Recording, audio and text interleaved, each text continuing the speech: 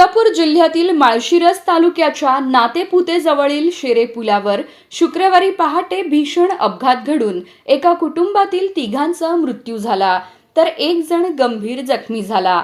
रामनवमी यात्रेसाठी माळशिरस तालुक्यातील फोंडशिरस येथे आलेले मुंबईतील सुनील मोहन टेळेकर वय 36 हे कुटुंबासह परत जात होते। पहाटे सुमारे 4 वाजता नातेपुतेजवळील शेरे पुलाजवळ चालकाला डुलकी लागल्याने कारवरील ताबा सुटला आणि भरधाव कार नीरा उजव्या कालव्यात कोसळली।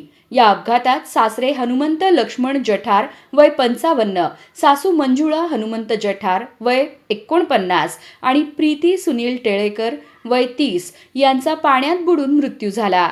स्थानिक नागरिक व नातेपुते पोलिसांनी तात्काळ मदतकार्य सुरू करून जठार दाम्पत्याचे मृतदेह बाहेर काढले, मात्र प्रीती टेळेकर यांचा मृतदेह अद्याप सापडलेला नाही।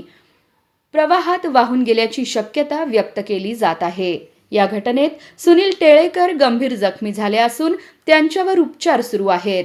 घटनेमुळे परिसरात शोककळा पसरली आहे। पोलिसांनी अकस्मात मृत्यूची नोंद करून पुढील तपास सुरू केला आहे।